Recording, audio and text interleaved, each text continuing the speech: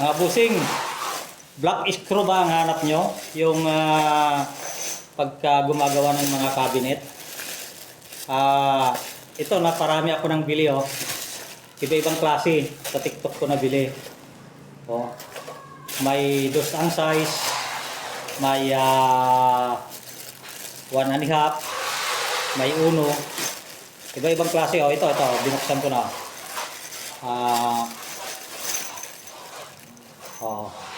Sa TikTok ko nabili, mura lang siya sa TikTok compare sa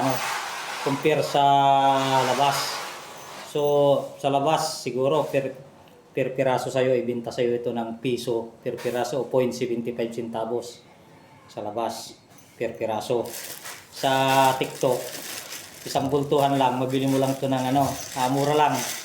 Yan ang dami oh. Dami boss oh. Siguro mga 500 pieces o ang isang box nito. Mura lang siya.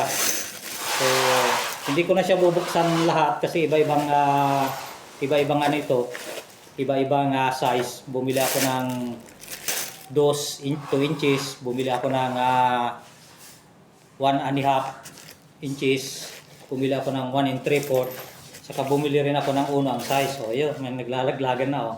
Ito uno ang size. So, kung gusto nyo rin bumili ng ganito, baka kailangan nyo, ilagay ko ang link sa Yellow Basket para meron po kayong idea kung saan po ito nabibili. So, legit po ito, doon ko po siya nabili sa TikTok. Kung saan ko siya nabili, yun ang link ang ibibigay ko sa inyo. Bye-bye!